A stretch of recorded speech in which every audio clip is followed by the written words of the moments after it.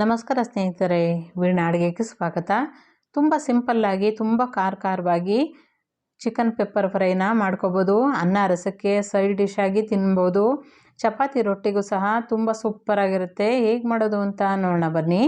ಅದಕ್ಕಿಂತ ಮೊದಲು ವೀಣಾ ಅಡುಗೆ ಚಾನಲ್ನ ಪ್ಲೀಸ್ ಸಬ್ಸ್ಕ್ರೈಬ್ ಮಾಡ್ಕೊಳ್ಳಿ, ಹಾಗೆ ಬೆಲ್ ಬಟನ್ನ ಕ್ಲಿಕ್ ಮಾಡ್ಕೊಳ್ಳಿ. ಹೀಗೆ ಮಾಡೋದ್ರಿಂದ ನಾನು ಹಾಕೋ ವಿಡಿಯೋನ ನೀವೇ ಮೊದಲಿಗೆ ನೋಡ್ಬೋದು. ಮೊದಲು ಚಿಕನ್ ಪೆಪ್ಪರ್ ಫ್ರೈ ಮಾಡೋದಕ್ಕೆ ಒಂದು ಮಿಕ್ಸಿ ಜಾರ್ ತೊಗೊಂಡಿದ್ದೀನಿ. ಇದಕ್ಕೆ 1 ಟೇಬಲ್ ಸ್ಪೂನಷ್ಟು ಶುಂಠಿ ಬೆಳ್ಳುಳ್ಳಿ ಪೇಸ್ಟ್ನ ಹಾಕೋತಾ ಇದ್ದೀನಿ. ನೀವು ಶುಂಠಿ ಬೆಳ್ಳುಳ್ಳಿ ಬೇರೆ ಬೇರೆ ಸಪ್ರೇಟ್ ಆಗಿದ್ದರೆ ಅದನ್ನೇ ಹಾಕೋಬೋದು. ನಾನಿಲ್ಲಿ ಪೇಸ್ಟ್ನೇ ಉಪಯೋಗಿಸ್ತಾ ಇದ್ದೀನಿ. ಒಂದು 1/4 ಟೀ ಸ್ಪೂನಷ್ಟು ಚಕ್ಕೆ ಲವಂಗದ ಪುಡಿ ಇತ್ತು, ಅದನ್ನು ಹಾಕ್ಕೊಂಡಿದ್ದೀನಿ. 2 ಪೀಸಷ್ಟು ಚಕ್ಕೆ ಲವಂಗನ ಹಾಕೋಬೋದು. 1 ಟೇಬಲ್ ಸ್ಪೂನಷ್ಟು ಕಾಳು ಮೆಣಸನ್ನು ಹಾಕ್ಕೊಂಡಿದ್ದೀನಿ. ಇದಕ್ಕೆ ತುಂಬ ಖಾರವಾಗಿ ಇರಬೇಕು, ಅದಕ್ಕೆ 1 ಟೇಬಲ್ ಸ್ಪೂನಷ್ಟು ಹಾಕೋಬೇಕು, ಸ್ವಲ್ಪ ಖಾರವಾಗಿ. 1 ಹಿಡಿಯಷ್ಟು ಪುದೀನ ಸೊಪ್ಪನ್ನ ತೊಳೆದ್ಬಿಟ್ಟು ಹಾಕ್ಕೊಂಡಿದ್ದೀನಿ. 1 ಹಿಡಿಯಷ್ಟು ಕೊತ್ತಂಬರಿ ಸೊಪ್ಪನ್ನ ತೊಳೆದ್ಬಿಟ್ಟು ಇದನ್ನು ರುಬ್ಬೋದಕ್ಕೆ ಹಾಕೋಬೇಕು. 7 ಹಸಿಮೆಣಸಿನ್ಕಾಯಿನ ಹಾಕ್ಕೊಂಡಿದ್ದೀನಿ. ಇದಕ್ಕೆ ಸ್ವಲ್ಪ ನೀರನ್ನ ಸೇರಿಸ್ಬಿಟ್ಟು ಇದನ್ನು ರುಬ್ಕೋಬೇಕು. ಈ ರೀತಿ ನೈಸಾಗಿ ರುಬ್ಕೊಂಡಿದ್ದೀನಿ. ಈಗ ಇದನ್ನು ತೆಗೆದಿಟ್ಕೊಳ್ಳೋಣ. ಗ್ಯಾಸ್ ಆನ್ ಮಾಡಿ ಒಂದು ಪ್ಯಾನಲ್ಲಿ 2 ಟೇಬಲ್ ಸ್ಪೂನಷ್ಟು ಎಣ್ಣೆ ಹಾಕೋಬೇಕು. ಎಣ್ಣೆ ಎಲ್ಲ ಚೆನ್ನಾಗಿ ಬಿಸಿ ಆಗಬೇಕು. 2 ಈರುಳ್ಳಿನ ಚಿಕ್ಕದಾಗಿ ಕಟ್ ಮಾಡಿದ್ದೀನಿ. ಇದನ್ನು ಒಗ್ಗರಣೆಗೆ ಹಾಕೋಬೇಕು. ಇದ್ರ ಜೊತೆ 1 ಕರಿಯಷ್ಟು ಕರಿಬೇವನ್ನ ಹಾಕೋಬೇಕು. ಈರುಳ್ಳಿ ಎಲ್ಲ ಕಲರ್ ಚೇಂಜ್ ಆಗಬೇಕು, ಆ ರೀತಿ ಹುರ್ಕೋಬೇಕು. ಇದನ್ನು ಚೆನ್ನಾಗಿ ಬಾಡಿಸ್ಕೋಬೇಕು. ಇದನ್ನು ಒಂದು ತಟ್ಟೆ ಮುಚ್ಚಿ ಹಾಗೆ ಫ್ರೈ ಮಾಡಿಕೊಂಡ್ರೆ ಬೇಗ ಆಗುತ್ತೆ. ಸ್ವಲ್ಪ ಕಲ್ಲುಪ್ಪನ್ನ ಹಾಕ್ತಾಯಿದ್ದೀನಿ. ಕಲ್ಲುಪ್ಪು ಹಾಕೋದ್ರಿಂದ ಬೇಗನೂ ಫ್ರೈ ಆಗುತ್ತೆ ಈರುಳ್ಳಿ. ಈಗ ಇದಕ್ಕೆ 1/4 ಟೀ ಸ್ಪೂನಷ್ಟು ಅರಿಶಿನ ಪುಡಿ ಹಾಕೊಳ್ಳೋಣ. ಇದನ್ನು ಅಷ್ಟೇ ಹಾಗೆ ಬಾಡಿಸ್ಕೊಳ್ಳೋಣ. ನಾನಿಲ್ಲಿ 1 kgಯಷ್ಟು ಬ್ರಾಯ್ಲರ್ ಚಿಕನ್ನ ತೊಗೊಂಡಿದ್ದೀನಿ. ಉಪ್ಪು ಅರಿಶಿನ ಹಾಕಿ ತೊಳೆದ್ಬಿಟ್ಟು ನೀರೆಲ್ಲ ಚೆನ್ನಾಗಿ ಶೋಧಿಸ್ಕೊಂಡು ಹಾಕೋಬೇಕು ಒಗ್ಗರಣೆಗೆ. ಒಗ್ಗರಣೆಯಲ್ಲಿ ಚೆನ್ನಾಗಿ ಬಾಡಬೇಕು, ಆ ರೀತಿ ಚೆನ್ನಾಗಿ ಇದನ್ನು ಹುರ್ಕೋಬೇಕು. ಹುರ್ಕೊಳ್ಳೋದ್ರಿಂದ ತುಂಬ ಟೇಸ್ಟಾಗಿ ಚಿಕನ್ ಪೆಪ್ಪರ್ ಫ್ರೈ ಬರುತ್ತೆ. ಹಾಗೆ ಚೆನ್ನಾಗಿ ಇದನ್ನು ಬಾಡಿಸ್ಕೊಳ್ಳೋಣ. ಹಾಗೆ ಚಿಕನಲ್ಲೂ ನೀರು ಬಿಡುತ್ತೆ. ಹಾಗೆ ಒಂದು 2-3 ನಿಮಿಷ ಕಾಲ ಇದನ್ನು ಎಷ್ಟು ಚೆನ್ನಾಗಿ ಹುರ್ಕೋತೀವೋ ಅಷ್ಟು ಚೆನ್ನಾಗಿ ಬರುತ್ತೆ. ಒಂದು ತಟ್ಟೆ ಮುಚ್ಚಿಬಿಟ್ಟು ಹಾಗೆ ಫ್ರೈ ಆಗೋಕ್ಕೆ ಬಿಟ್ಬಿಡಬೇಕು. ಈಗ ಒಂದು 2 ನಿಮಿಷ ಕಾಲ ಫ್ರೈ ಮಾಡ್ಕೊಂಡಿದ್ದೀನಿ.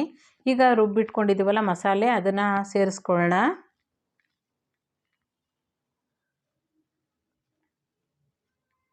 ಇದನ್ನು ಚೆನ್ನಾಗಿ ಹಾಗೆ ಎಲ್ಲನೂ ಮಿಕ್ಸ್ ಮಾಡ್ಕೊಳ್ಳೋಣ. ಮಸಾಲೆ ಚಿಕನ್ಗೆಲ್ಲ ಹಿಡಿಬೇಕು, ಆ ರೀತಿ ಚೆನ್ನಾಗಿ ಎಲ್ಲನೂ ಒಂದು ಸಲ ಮಿಕ್ಸ್ ಮಾಡ್ಕೊಳ್ಳೋಣ. ಈಗ ಇದಕ್ಕೆ ಒಂದು ಅರ್ಧ ಟೇಬಲ್ ಸ್ಪೂನಷ್ಟು ಅಚ್ಚ ಪುಡಿ ಹಾಕ್ತಾಯಿದ್ದೀನಿ. ಅರ್ಧ ಟೇಬಲ್ ಸ್ಪೂನಷ್ಟು ಧನಿಯಾ ಪುಡಿನ ಹಾಕ್ಕೊಳ್ತಾ ಇದ್ದೀನಿ. ನಿಮಗೆ ಖಾರಕ್ಕೆ ಎಷ್ಟು ಬೇಕಷ್ಟು ನೋಡಿಕೊಂಡು ಹಾಕೋಬೇಕು. ಎಲ್ಲನೂ ಒಂದು ಸಲ ಚೆನ್ನಾಗಿ ಇದನ್ನು ಮಿಕ್ಸ್ ಮಾಡ್ಕೊಳ್ಳೋಣ. ಈಗ ಮಿಕ್ಸಿ ಜಾರ್ಗೆ ಸ್ವಲ್ಪ ನೀರನ್ನ ಸೇರಿಸ್ಬಿಟ್ಟು ಇದನ್ನು ಬೇಯೋದಕ್ಕೆ, ಚಿಕನ್ ಎಷ್ಟು ಬೇಯಬೇಕು ಅಷ್ಟು ನೀರನ್ನ ಸೇರಿಸ್ಕೋಬೇಕು. ತುಂಬ ಜಾಸ್ತಿ ನೀರನ್ನ ಹಾಕೋಬಾರ್ದು.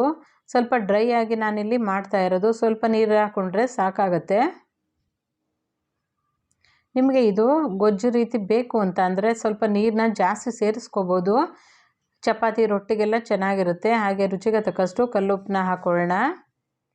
ಇದಕ್ಕೆ ಇನ್ನು ಸ್ವಲ್ಪ ಬೇಯೋದಕ್ಕೆ ಸ್ವಲ್ಪ ನೀರನ್ನ ಸೇರಿಸ್ಬಿಟ್ಟು ಹಾಗೆ ಒಂದು ತಟ್ಟೆ ಮುಚ್ಚಿ ಹಾಗೆ ಬೇಯೋದಕ್ಕೆ ಬಿಟ್ಬಿಟ್ಟಿದ್ದೀನಿ. ಈಗ ಬೆಂದಿದೆಯಾ ಅಂತ ಅಂದ್ಬಿಟ್ಟು ನೋಡ್ಕೋಬೇಕು.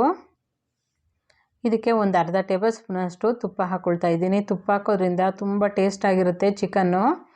ಎಲ್ಲನೂ ಒಂದು ಸಲ ಚೆನ್ನಾಗಿ ಇದನ್ನು ಮಿಕ್ಸ್ ಮಾಡಿಕೊಂಡು ಒಂದು ತಟ್ಟೆ ಮುಚ್ಚಿಬಿಟ್ಟು ಹಾಗೆ 1-2 ಸೆಕೆಂಡು ಹಾಗೆ ಮಿಕ್ಸ್ ಮಾಡ್ಕೊಳ್ಳೋದು. ಈಗ ಚಿಕ್ಕದಾಗಿ ಕಟ್ ಮಾಡಿರೋಂಥ ಕೊತ್ತಂಬರಿ ಸೊಪ್ಪನ್ನ ಹಾಕೊಳ್ಳೋಣ. 1-2 ಹಸಿಮೆಣಸಿನ್ಕಾಯಿನ ಚಿಕ್ಕದಾಗಿ ಕಟ್ ಮಾಡಿ ಹಾಕೋತಾ ಇದ್ದೀನಿ. ಎಲ್ಲನೂ ಒಂದು ಸಲ ಮಿಕ್ಸ್ ಮಾಡಿಕೊಂಡು ಸೇರಿಸ್ಕೋಬೇಕು.